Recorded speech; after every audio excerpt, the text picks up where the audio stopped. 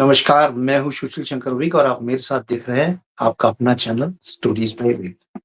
Stories by Vic में आज मैं आपको एक उत्तराखंड की कहानी बताता हूँ। उत्तराखंड में एक डिस्ट्रिक्ट है चमोली। चमोली की ये कहानी है। 15 साल पुरानी मैं ये बात बता रहा हूँ आपको। वहाँ पे एक परिवार रहता था। उस परिवार में माता-पिता, एक बहन और एक लड़का, यानी जो अब उसका नाम था अतुल। अतुल जो था वो 15 साल का था जब वो स्कूल जाने लगा। माता-पिता माता घर का काम करती थी, बहन भी उसकी पढ़ती थी और जो उसके पिताजी थे, वो एक टूर एंड ट्रैवल्स का काम करते थे, यानी टूर एंड ट्रैवल की टैक्सियाँ चलाते थे। वो टैक्सी चला के अपना घर-बार का पेट पालते थे। अतुल पढ़ने के लिए स्कूल जाता है। अतुल की मम्मी जो है, उसका टिफ़िन पैक करके रोज़ उसको देती है, वो स्कूल की तरफ जाता है। एक दिन की बात है, ये स्कूल की तरफ जा रहा था अतुल। देखता क्या है कि एक पेड़ के नीचे एक महात्मा जी बैठे हुए तपस्या कर रहे हैं। ये उस महात्मा जी के पास खड़ा हो जाता है और उनको बोलता है कि आपको भूख लगी होगी, आप खाना खा लीजिए। आपको प्यास लगी होगी, आप पानी पी लीजिए। महात्मा जी ये सुनकर बहुत खुश होते हैं और बोलते हैं कि ठीक है, मुझे भूख भी लगी है, मुझे प्यास भी लगी है, लेकिन शर्त मेरी एक है। अतुल ने बोला, हाँ बोलिए। तो बस शर्त ये है कि मैं आपका खाना नहीं खाऊँगा और अगर एक्स्ट्रा है तो मुझे दे दो। क्योंकि आप स्कूल जा रहे हो, स्कूल जाओगे, पढ़ोगे, टिफ़िन में भूख लगेगी तो भूखे थोड़ी रहोगे। अतुल को कुछ बात समझ में आई। अतुल ने कहा कि कोई बात नहीं है, आप ये मेरा बैग पकड़िए, मैं अभी गया और अभी आया। वो सीधे घर की तरफ चला जाता है अतुल और अपनी माँ को जाके बोलता है कि माँ मैं जा रहा था, रास्ते में एक साधु जी बैठ के तपस्या कर रहे थे, वो भूखे थे, तो उनके लिए जल्दी से टिफ़िन पैक कर दो। मम्मी भी बहुत दयालु थी, बहुत दान पुण्य करती थी। उसने फट अतुल की बात मान ली और उसको एक टिफ़िन पैक करके एक पानी की बोतल के साथ उसको दे दिया। वो यूँ गया और यूँ आ गया। अतुल जैसे ही आया, महात्मा जी ने पूछा, "अरे! बड़ी जल्दी आ गए आप।" तो बोलता है, "मैं थोड़ा ही दूर तो घर है मेरा, मैं वहाँ से जाके मम्मी को बोल के ले आया सामान खाने-पीने के लिए।" अब उसने महात्मा जी ने तो वो खा लिया जो उसके लिए लेके आया था। अतुल चला जाता है अपने स्कूल।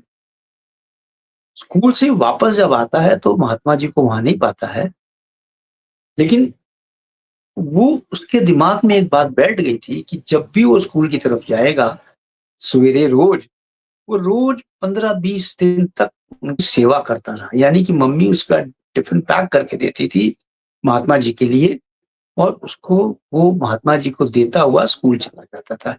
यानी महात्मा जी अतुल का टिफ़िन और पानी की बोतल से ही अपना सहारा कर रहे थे। अब 16वें दिन जब वो वहाँ पे महात्मा जी के पास लेके आया अतुल खाना सवेरे, तो महात्मा जी बोले कि भाई देखो, आज मैं किसी और जगह जा रहा हूँ, लेकिन तुमने जो मेरी सेवा की है उससे मैं बड़ा खुश हूँ। तुम्हें मैं एक चीज़ दे रहा हूँ। ये चीज़ जो है एक लाल कपड़े में बंद थी। उस कपड़े के अंदर एक पीले रंग का पत्थर था। उसको बोलते हैं महात्मा जी, ये पत्थर, ये पोटली आप खोलोगे कब? खोलना नहीं है, इसको घर ले जाके आप रख देना। जब आप 10 साल यानी 25 साल के हो जाओगे, यानी अभी 15 साल के हो आप, 10 साल के बाद जब 25 साल के हो जाओगे, तब ये यहाँ पे लेके आना और इसी पेड़ के नीचे इसको गड्ढा खोद के डाल देना, दबा देना, लेकिन आना उस समय रात के 12 बजे, 12 बजे के बाद, ताकि कोई आपको आते-जाते और ये काम करते हुए ना दिखे। और उसके बाद दबाने के बाद आप घर चले जाना, माता-पिता को भी मत बताना ये बात। लेकिन माता को ये बता देना कि भई ये पोटली है, इसको सँभाल के रख लो और मुझे इस साल को दे देना। अतुल ने ये बात अपनी माताजी को बताई और माताजी ने वो पोटली सँभाल के रख ली और एक चीज़ और उन्होंने कहा था महात्मा जी ने कि जब ये पोटली को जब आप दबाओगे इसके अंदर 2 दिन के बाद आप यहाँ पे आना और आपकी इच्छा का सारा सामान यहाँ मिल जाएगा, यानी आपकी इच्छा पूर्ति हो जाएगी यहीं पे। आपको कहीं भटकने की ज़रूरत नहीं होगी, आपके दिन फिर जाएँगे, आपकी जो किस्मत है वो बहुत तेज़ी से आगे की तरफ लेके जाएगी आपको। अतुल को महात्मा जी की बातें बहुत अच्छी लग रही थी और वो बातें गाँठते जा रहा था, याद करते जा रहा था कि कब क्या, कैसे करना है। ये सारी बातें उसने गाँठ ली महात्मा जी की और घर की तरफ रवाना हो गया। घर जाके वो सो गया, माताजी को उसने पोटली दे दी और उस पोटली के अंदर पीला पत्थर था, उस पत्थर को माताजी ने एक जगह ऐसा रख दिया कि उसको याद रहे कि जब उसको चाहिए हो तो उसको मिल जाए। ये बात हो गई और ये बात आई गई होगी। अब इसकी पढ़ाई भी अतुल की पूरी हो गई। अतुल की पढ़ाई हो गई पूरी 20 साल में। उसके बाद अतुल ने नौकरी तलाशनी चालू की। अतुल को नौकरी भी मिल गई। अतुल को जहाँ नौकरी मिली थी, उस जगह डेट ऑफ बर्थ लिखी जाती थी। जब उसकी डेट ऑफ बर्थ लिखी गई, तो उस समय उसकी थी 23 साल। उसने कहा अब तो 23 साल यानी 2 साल के बाद वापस मैं 25 साल का हो जाऊँगा और मुझे वो काम करना है। उसके दिमाग में वो बातें गूँज रही थी। लेकिन 1 साल के बाद इसके साथ ऐसा हादसा होता है कि ये बहुत ही डिप्रेशन में चला जाता है। 24 साल की आयु में इसके पिता का देहांत हो जाता है। अब जो इसकी सिस्टर थी वो भी ब्याहने लायक हो गई थी, यानी शादी करने लायक हो गई थी। अब सारा बोझ अतुल के सिर के ऊपर आ गया। अतुल ने कहा कि अब तो मेरे लिए बहुत ही कठिन होगा, कैसे करूँगा, क्या करूँगा? ये सब सोचते हुए उसकी रातें और दिन बीत रहे थे। फिर जिस दिन इसकी डेट ऑफ बर्थ थी यानी 25 साल का जिस दिन हुआ, उस दिन उसको पता चला, इसको ऑफ़िस से बोला गया कि आज आप 25 साल के हो गए हो, आपको जन्मदिन मुबारक हो। जैसे ही अतुल को बोला गया जन्मदिन मुबारक हो, इसको कुछ से कुछ पीछे की बातें याद आने लगी और रास्ते भर सोच रहा था कि मुझे किसी ने कुछ बोला था कि 25 साल के बाद आपके दिन फिर जाएँगे। ये वो दिमाग लगा रहा था, किसने बोला था, क्या इसको भी एकदम से याद आ जाता है, उस पेड़ के पास आते ही कि हाँ, इसी वृक्ष के नीचे महात्मा जी थे, जिन्होंने ये बातें बोली थी। वो सीधा घर आता है और माताजी को बोलता है कि वो पोटली और वो निकालो और मुझे जाके ये काम करना है। बहुत खोजी जाती है, पोटली मिलती नहीं है। माँ उसकी पता नहीं कहाँ रख के भूल गई, किस संदूक में रखी थी, उसको कुछ याद नहीं है। एट लास्ट वो पोटली मिल जाती है माताजी के बहुत खोजने के बाद। वो पोटली लेके रात को सो जाता है अतुल और उसके दिमाग में था कि घर वाले सो जाएँ, तो मैं यहाँ से निकलूँ और जाके अपना ये काम करूँ। अतुल के दिमाग में ये बातें थी। अतुल ने जब देखा माताजी सो गई, उसकी सिस्टर सो गई, ये वहाँ से चलता है, उसी पेड़ के नीचे जाता है। उस पेड़ के नीचे जाके जैसा-जैसा महात्मा जी ने कहा था, उसी हिसाब से उस पोटली को ज़मीन के अंदर गाड़ देता है, यानी दबा देता है। दबाने के बाद उसमें मिट्टी अच्छी तरह डाल देता है। डालने के बाद ये पीछे मुड़ के नहीं देखना था, ऐसा कहा था महात्मा जी ने, ये सीधा अपने घर की तरफ आ जाता है। घर की तरफ आके सो जाता है। महात्मा जी ने कहा था कि तुम 2 दिन के बाद वहाँ जाना, तुम्हारी जो है सारी इच्छाएँ पूरी हो जाएँगी। 2 दिन के बाद ये वापस रात के 12 बजे जाता है वहाँ पे, काफ़ी देर इंतज़ार करता है, कोई इच्छा इसकी पूरी नहीं होती है, ना ही कोई इससे मिलने आता है। जबकि महात्मा जी ने कहा था तुमको कोई न कोई एक स्त्री यहाँ पे मिलने आएगी, वो तुम्हारा सारा कार्य कर देगी और सब तुम सुख से रहोगे। लेकिन दूसरे दिन भी नहीं आती है, तीसरे दिन भी वो स्त्री नहीं आती है। चौथे दिन भी वो स्त्री नहीं आती है, 4 दिन वो लगातार उस रात को 12 बजे से लेके 1 डेढ़ बजे तक रहता था, लेकिन वो स्त्री नहीं आती थी, वो लड़की नहीं आती थी। तो इसने सोचा लगता है कि मुझे महात्मा जी झूठ बोल गए। खैर कोई बात नहीं, वो घर की तरफ रवाना हो जाता है, लेकिन फिर उसके दिमाग में आता है, नहीं एक बार मुझे और आज़माना चाहिए, हो सकता है मुझसे कोई त्रुटि हुई हो सुनने में या जाने में। वापस वो 5वें दिन आता है और पेड़ के नीचे मासूम सा बैठा हुआ होता है। जैसे ही 12 सवा 12 बजते हैं कि देखता है कि बड़ी एक खूबसूरत सी लड़की झाड़ियों के बीच से निकल के आ रही है और सोने से लदी हुई। इतनी खूबसूरत लड़की उसने ज़िंदगी में नहीं देखी थी। नैन नक्श इतने खूबसूरत, पायल छन-छन करती हुई चली आ रही थी। इसके पास आके खड़ी हो गई और बोली कि बोलिए क्या बात है? आप यहाँ कैसे बैठे हैं? तो उस स्त्री को देखता ही रह गया, मुग्ध हो गया उसके ऊपर। थोड़ी देर के बाद उसने सारी कहानी उनको बताई, स्त्री को। अतुल ने जब ये कहानी बता रहा था उसको, तो वो समझ गई। उसने कहा कि हाँ, महात्मा जी ने ही मेरे को आपके लिए भेजा है। अब आप बताओ आपको क्या प्रॉब्लम है? पहले तो उसने पूछा कि तुम मुझे ये बताओ कि तुम इस झाड़ियों के पीछे से कहाँ से आ रहे हो आप? क्योंकि इस झाड़ियों के पीछे मकान तो है नहीं।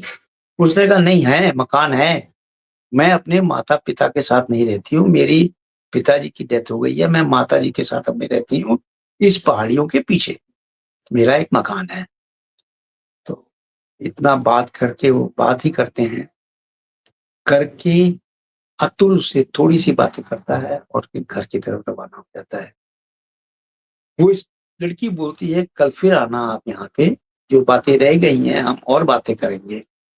दूसरे दिन फिर वो आता है अतुल, उसको खूब बातें करता है वहाँ पे और बोलता है कि मेरी आर्थिक स्थिति इतनी खराब हो गई है, इतनी खराब हो गई है कि हमको कहीं से भी माँग के 2 रोटी खानी पड़ रही है। ये हमारी आर्थिक स्थिति हो गई है। जहाँ मैं नौकरी करता हूँ, वहाँ से भी अभी पगार नहीं मिली है। मेरा आज पहला ही महीना है वहाँ पे और उस लड़की ने सारी बातें सुन ली इसकी और उसको बोला कि ठीक है, तुम्हारी बातें बिल्कुल सही हैं, सब जो है, जो कह रहे हो बिल्कुल सही है। अब एक काम करो आप अपना बिज़नेस करना चाहते हो, तो एक काम करो, आप यहाँ पे कल आना, मैं आपको अपना बिज़नेस करने के लिए कुछ पैसे दूँगी, आप अपना बिज़नेस चालू करो। अतुल ने सोचा इससे बढ़िया मौका क्या होगा? मेरी तो दिन फिर जाएँगे अगर मैं खुद अपना बिज़नेस करना चालू। वापस अतुल घर की तरफ रवाना हो जाता है। दूसरे दिन वहाँ आता है, वो लड़की दूसरे दिन रात को 1 बजे आती है, डेढ़ बजे, 1 डेढ़ बजे का वक़्त होगा, वो लड़की आती है, खूब सारे पैसे संदूक में 2 संदूक में लेके आती है और अतुल को बोलती है ये पैसे लो और इस पैसे से टैक्सी 1 खरीदो, उसके बाद टैक्सी से टैक्सी बनाते चले जाओ और आप काम पे काम करते चले जाओ। आपका जो बिज़नेस है, वो बढ़ता चला जाएगा। अतुल को ये बात समझ में आ गई, अतुल पैसे लेके घर आता है, घर पैसे रख देता है, लेकिन दूसरे दिन फिर जब उससे मिलने जाता है, उसको बोलता है उस लड़की को कि भाई ऐसा है, अब मेरी आर्थिक स्थिति सही हो जाएगी, आपने मुझे बहुत पैसे दिए हैं, मैं आपका शुक्रगुज़ार हूँ, महात्मा जी का भी शुक्रगुज़ार हूँ। मैं अब इससे टैक्सी लूँगा और टैक्सी से इसको 1 टैक्सी से 2, 2 से 3 इस तरह मैं अपना बिज़नेस को बढ़ाऊँगा। लड़की बोलती है बिल्कुल ठीक है, लेकिन अतुल उसको कुछ और ही निगाहों से देख रहा था। अतुल ने उसको बोला कि भाई इतने दिन से हम एक-दूसरे से मिल रहे हैं। अतुल ने बोला मुझे तुमसे प्यार हो गया है। उस लड़की ने मुस्कुरा के बोला कि मुझे भी तुमसे प्यार हो गया है, लेकिन हम दोनों का मिलन नहीं हो सकता है। उस अतुल ने बोला ऐसा क्यों? मिलन क्यों नहीं हो सकता है? हम लोगों ने एक-दूसरे को स्पर्श नहीं किया है अभी तक, लेकिन जब हमारे दिल में आपके लिए है, इज़्ज़त तो आपके दिल में मेरे लिए है, तो आप बताएँ ऐसी क्या बात है? लड़की ने बोला कि मैं आपसे शादी करने के लिए तैयार हूँ, लेकिन मेरी एक शर्त है। अतुल ने बोला, हैं? आपकी शर्त? शर्त तो मेरी होनी चाहिए। उसने कहा, नहीं शर्त मेरी पहले है। अतुल ने बोला, हाँ, बोलिए क्या शर्त है? उसने के लिए शादी करने के लिए मैं आपसे तैयार हूँ, लेकिन मैं आपके घर नहीं जा सकती, आपको मेरे घर आना पड़ेगा। यानी मैं अपनी माँ को अकेला नहीं छोड़ सकती। अतुल ने जब ये बात सुनी, तो वो ह हौवा बक्का रह गया। उसने बोला कि लड़कियाँ जो हैं शादी के बाद ससुराल जाती हैं, ना कि उधर। उसने बोला, भाई मैं लड़की नहीं हूँ, मैं एक लड़की नहीं हूँ, मैं एक प्रेत आत्मा हूँ। अब अतुल को काटो तो खून नहीं, अतुल के होश-हवास उड़ गए। अतुल ने बोला, क्यों मज़ाक कर रहे हो? देखने में तो आप एकदम ह्यूमन बीइंग लग रहे हो, एक इंसान हार्ट-वार्ट का इंसान बना हुआ लग रहे हो मुझे, और आप मुझसे मज़ाक कर रही हो कि आप एक भूतनी हो। उसने कहा, तुम्हें विश्वास नहीं है, तो तुम मेरे साथ चलो, मैं तुम्हें बता सकती हूँ कि मैं एक भूतनी हूँ।